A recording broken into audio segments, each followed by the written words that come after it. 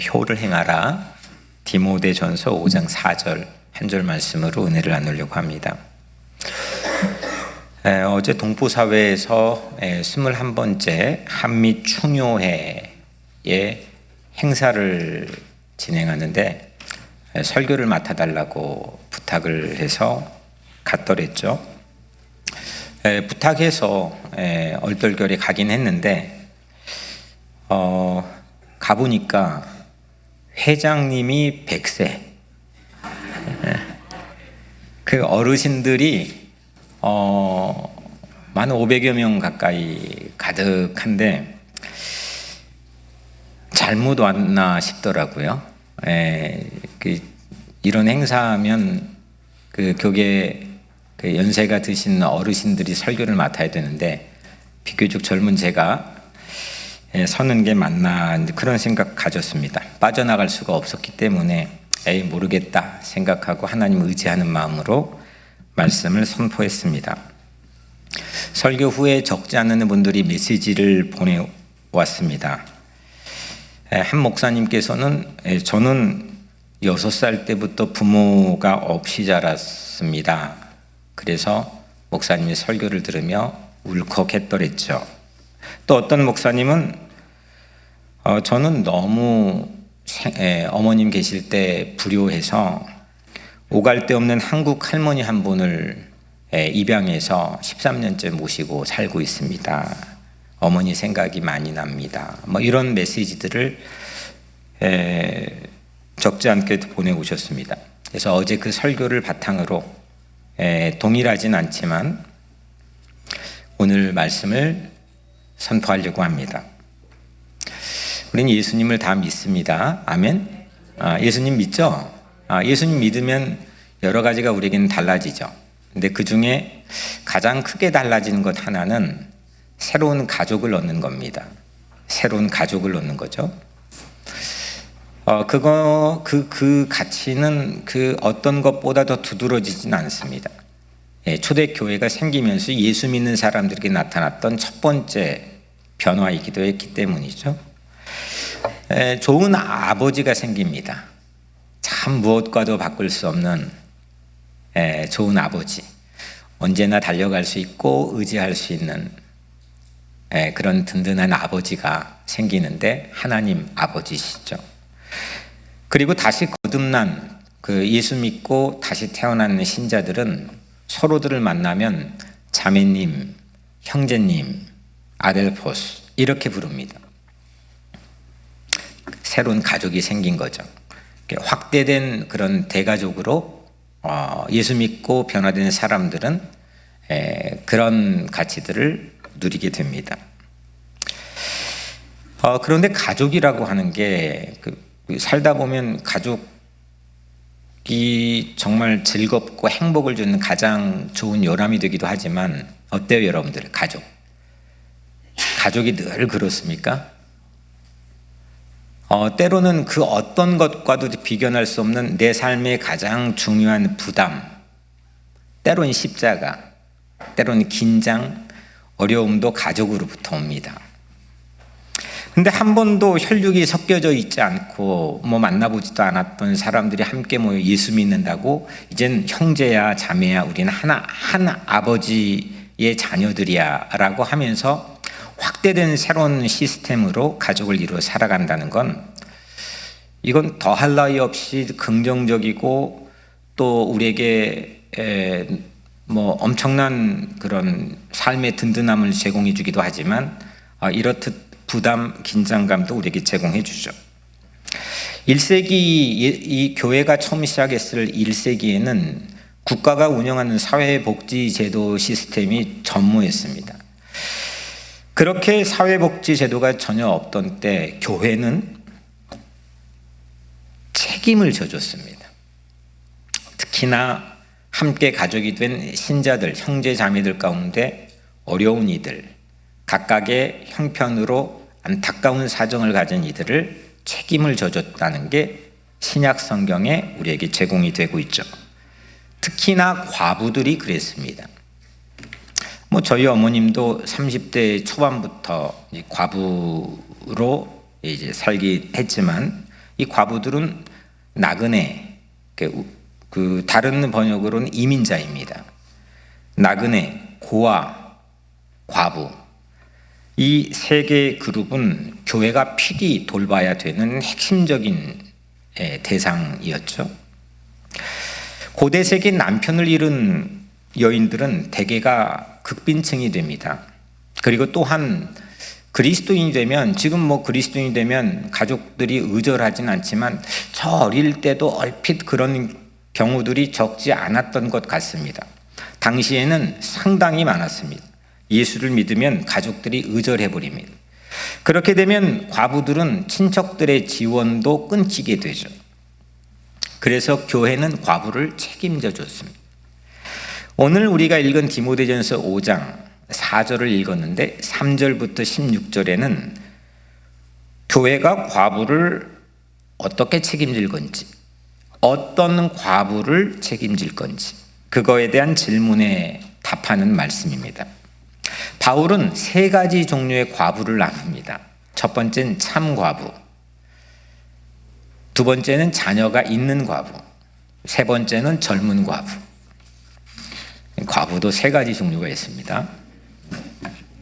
첫 번째 참과부는 오늘 5절에는 우선 가족이 전혀 없어야 됩니다. 자녀도 없고 누구도 가족이 없는 혼자인 경우, 오늘 5절에 있죠. 그리고 9절에 보면 60세 이상이어야 합니다. 세 번째로는 주야로 기도하는 사람이어야 합니다. 5절에 있죠. 이게 참과부입니다. 이 참과부는 교회가 반드시 책임져야 될 그런 대상으로 16절에 나와 있습니다. 두 번째는 오늘 우리가 집중해 살펴볼 부분이죠. 자녀가 있는 과부입니다. 4절에 나와 있습니다. 그리고 마지막 젊은 과부입니다. 오늘은 두 번째 그룹인 자녀가 있는 과부에 관한 말씀인데, 만일 어떤 과부에게 자녀나 손자들이 있거든 그들로 먼저 자기 집에서 효를 행하여 부모에게 보답하기를 배우게 하라. 이것이 하나님 앞에 받으실 만한 것이니라 했습니다. 과부에게 자녀들이 있다면 먼저 집에서 효를 행하는 것을 가르쳐야 된다는 거죠. 효를 행하도록 가르치는 것은 성경의 명령입니다. 효를 행하는 것도 명령이지만 내가 자녀됨의 입장에서 효를 행하는 것도 성경의 명령이죠. 부모를 공경하라 했으니까. 근데 이걸 효를 행하도록 가르치는 것도 성경의 명령입니다. 부모가 살다 보면 자녀에게 서운할 때가 있죠. 아유, 왜 그럴까? 이 부모의 마음을 아나? 하면 그 서운함을 가지고 자녀에게 효를 말하는 것이 아니고 성경의 권위를 가지고 자녀에게 반드시 효를 가르쳐야만 마땅하다는 겁니다. 효는 오늘 말씀에 집에서 효를 행하여 부모에게 보답하기를 배우게 하라. 효는 뭐냐? 부모에게 보답하는 겁니다. 효를 잘했다고 특별히 상을 줄 필요도 없습니다. 그는 부모가 해준 은혜에 보답하는 마땅한 삶의 이치라는 겁니다. 10계명 중에 1계명, 4계명은 하나님과의 관계고 5계명부터 마지막 10계명은 인간과의 관계죠. 그래서 인간 사이의 관계의 첫 번째 계명, 5계명이 뭐죠? 부모에게 공경하라. 오늘은 세 가지의 이 이야기를 가지고 오늘 말씀을 나눠보려고 합니다. 먼저 첫 번째 이야기입니다. 이 이야기는 왜 효를 행하지 못할까에 관한 이야기입니다. 14년 전에 제가 뉴욕에 처음 왔을 때였습니다. 2010년 6월 18일 날 엘머스트 놀이터에서 노아방주 전도 사역 팀이 처음 기도하고 전도를 했습니다.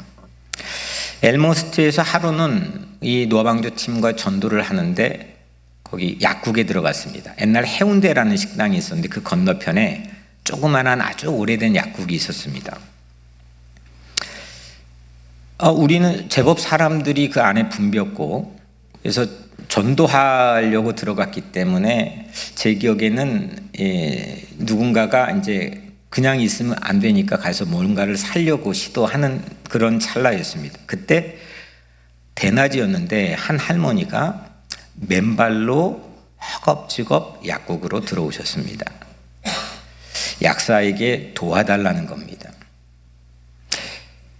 아들이 있는데 수년째 자신을 집 바깥으로 전혀 나가지 못하게 가둬놓고 때리고 한국의 어떤 가족에게도 연락하지 못하도록 했다는 겁니다.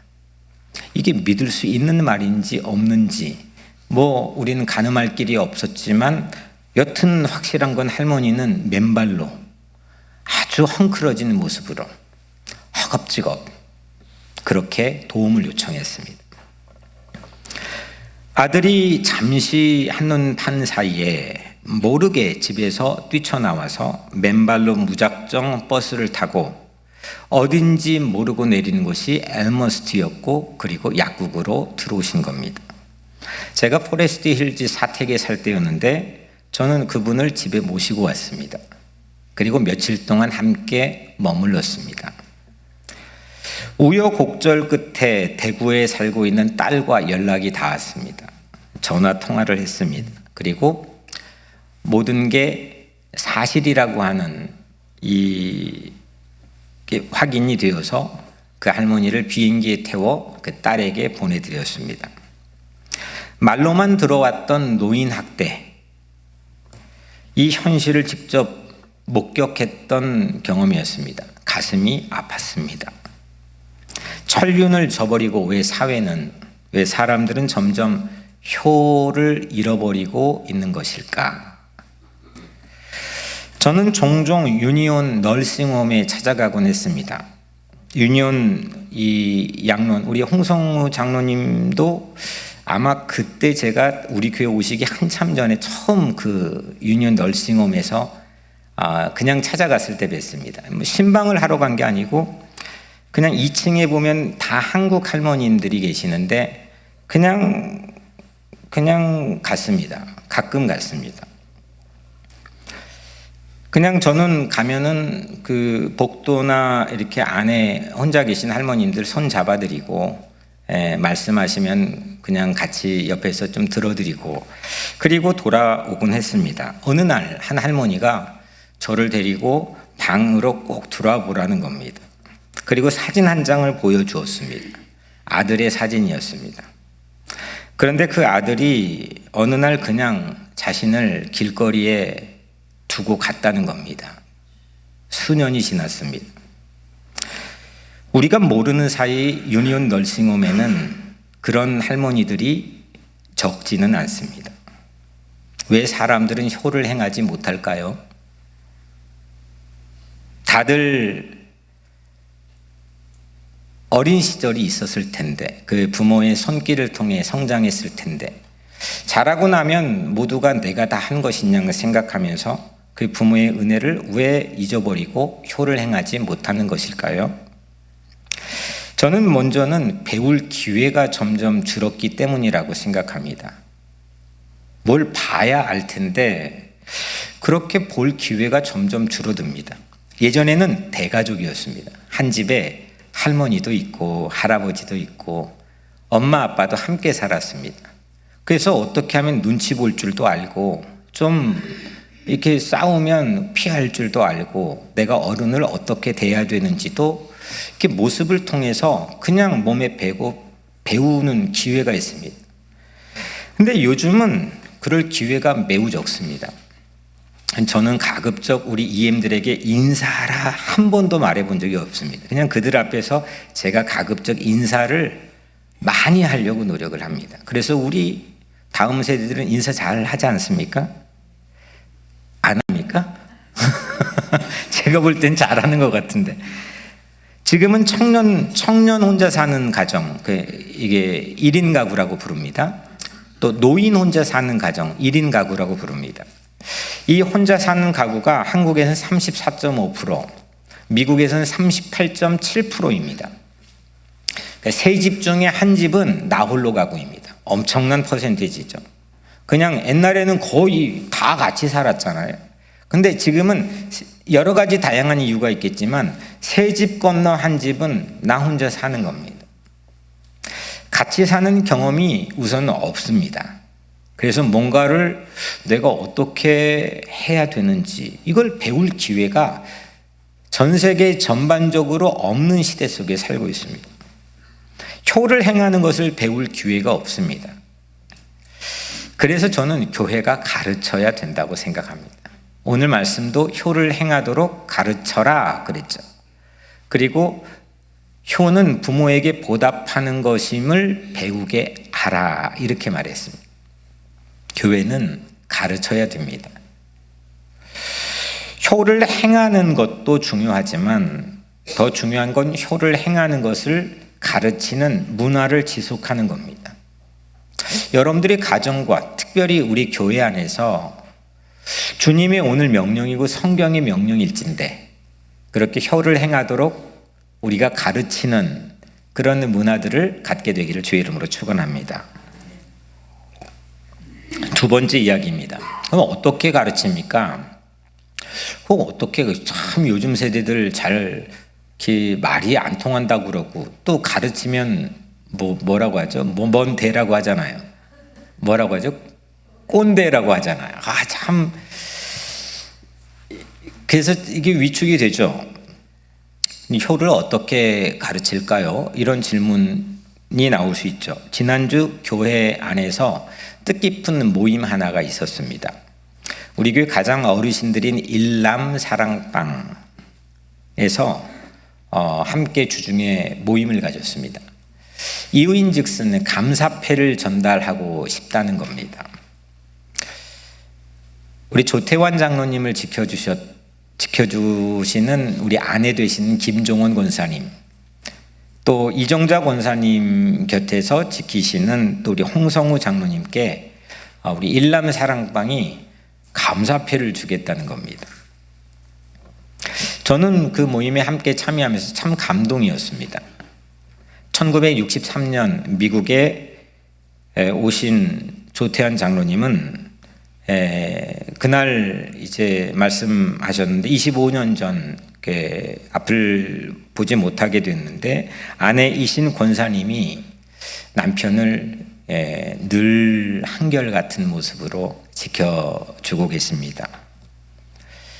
감사패를 드릴 찰나에 저는 한 가지 기억이 떠올랐습니다. 수년 전 거꾸로 권사님이 위암에 걸렸었습니다.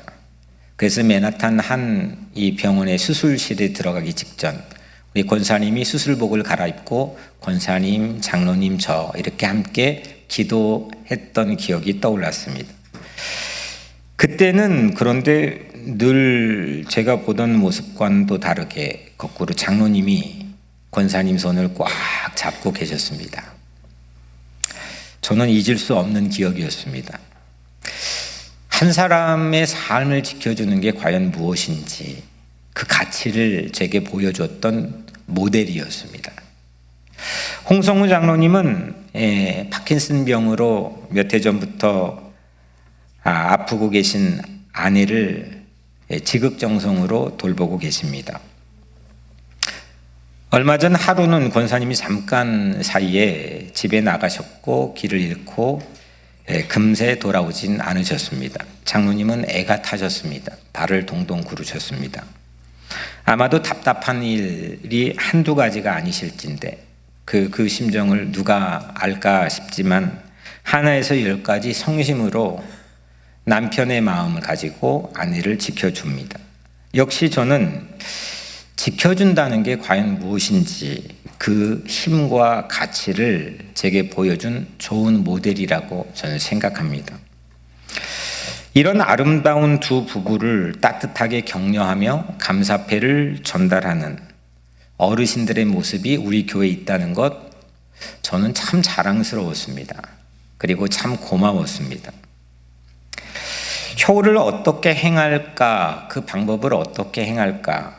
물론 야, 너 효도해야 돼 라고 말할 수도 있지만 모델을 찾아 격려하는 것 이건 때론 말보다 강력한 힘을 발휘할 때가 있습니다.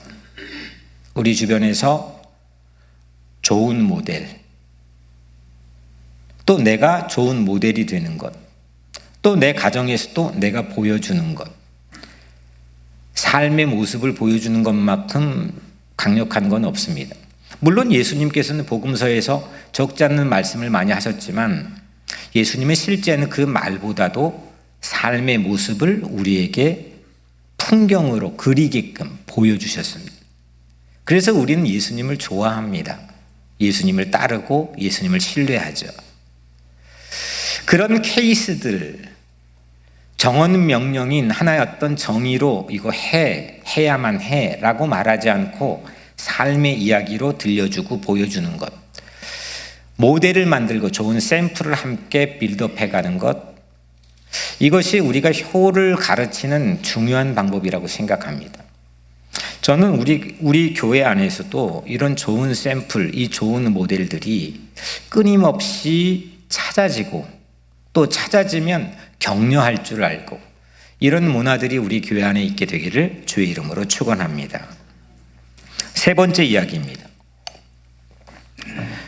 효는 무엇입니까? 첫 번째는 왜 효가 실종될까요?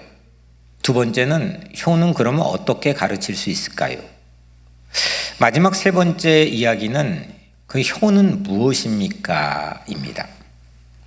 저는 어린 시절 효를 행하고 싶어도 효도할 부모가 곁에 있지 않았습니다. 고아원에서 자랐기 때문입니다. 고아원에서는 매일 두들겨 맞았고 늘 배가 고팠습니다. 그 고아원의 큰 문에 들어가는 게 매일 저에게는 염라대왕을 만나러 들어가는 것 같은 기분이 들었습니다. 초등학교 6학년 때였습니다. 어느 날 서울에 계시다는 어머니가 너무 보고 싶었습니다. 그 주소만 가지고 한 번도 가보지 못했던 서울을 전라도 정읍에서 무작정 찾아갔습니다. 한겨울인데 겨울 차림이 아니었습니다. 역삼동 어머니가 계신 곳을 찾았습니다.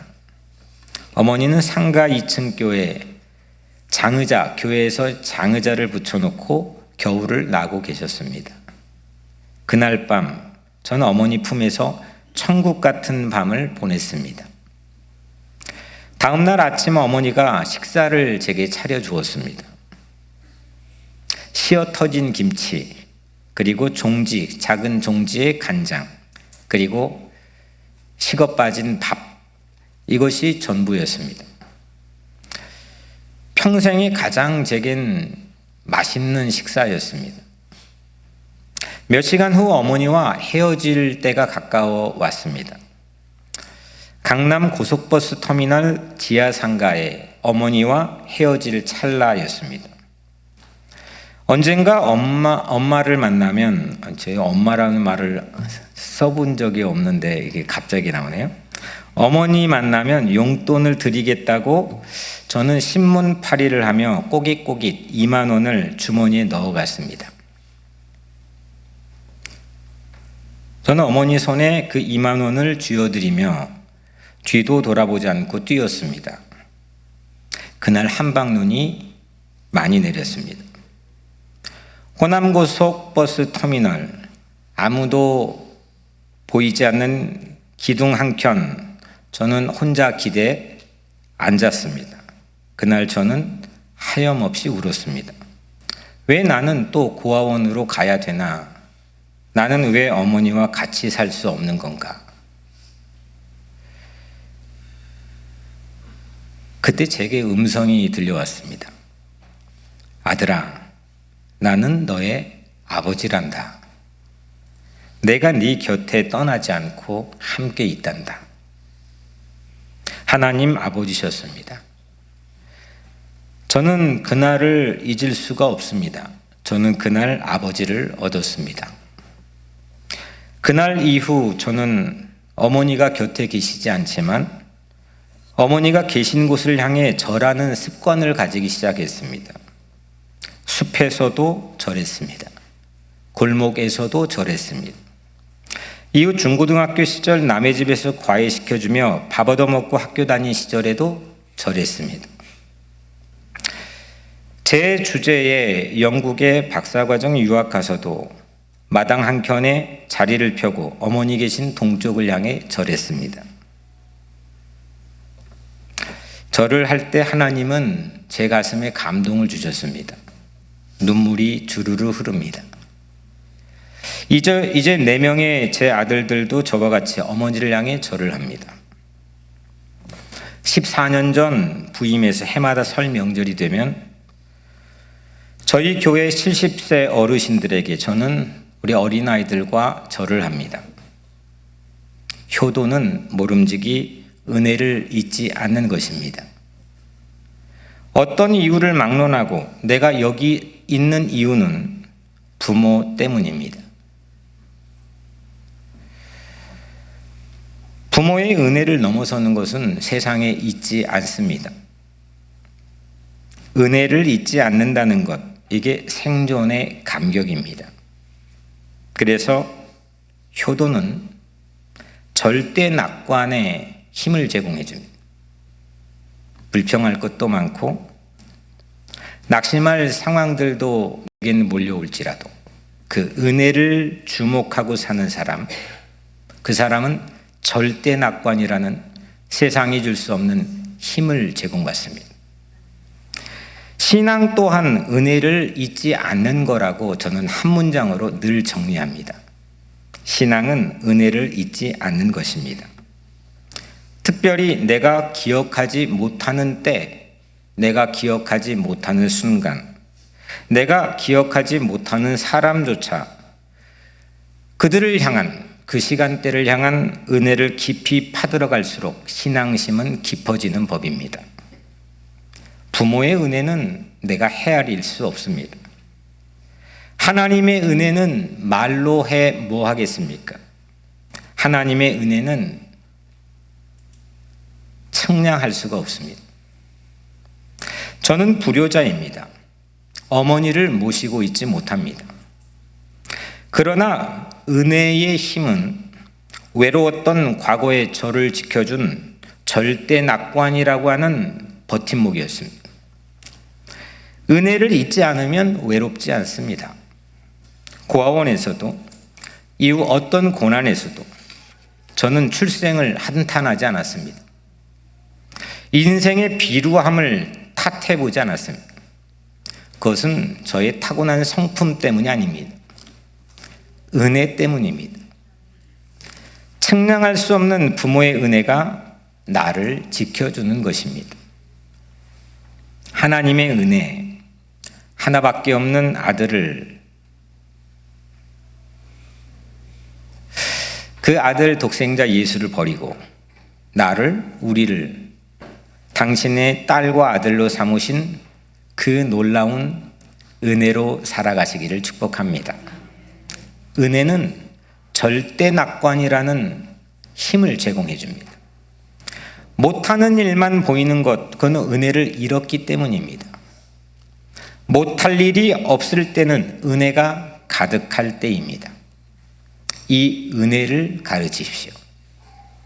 효도의 비밀을 깨우치십시오. 효도는 무엇입니까? 은혜로 사는 것입니다. 배신의 시대, 변절의 시대, 저는 마치 배신과 변절이 제 인생의 트라우마 같은 많은 도전을 주었습니다. 하지만 그 배신과 변절의 시대에 은혜의 힘을 맛보고 믿어봤던 이 어르신들 세대의 마지막 보루와 같은 사명, 그거는 그 은혜의 힘을 가르치고 보여주는 것입니다. 아버지 하나님의 은혜로 사십시오. 부모가 이미 떠나셨을지라도 부모의 은혜로 사십시오. 혈육을 넘어선 이 시대의 모든 부모의 은혜로 살아가십시오. 그것이 그리스도 예수를 믿고 살아가는 신자들의 마땅한 삶의 모습입니다. 이것이 또한 우리 교회 3070 비전의 70이라고 하는 가치입니다. 그 세대가 없었다면 우리도 없는 겁니다. 그들이 헌신하지 않았다면 나도 여기에 없는 겁니다. 모든 것이 은혜 아닌 것이 없습니다. 함께 살기를 거절하는 이 시대 속에서 은혜의 모델을 찾아 격려하십시오. 효도하면 살고 불효하면 죽습니다. 효도하면 강하고 불효하면 약합니다. 효도하면 절대 낙관이고 불효하면 절대 비관입니다.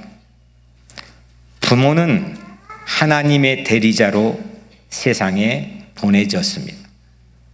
은혜로 효도할 때 절대 낙관으로 여러분들 모두가 승리하게 될 줄로 믿습니다.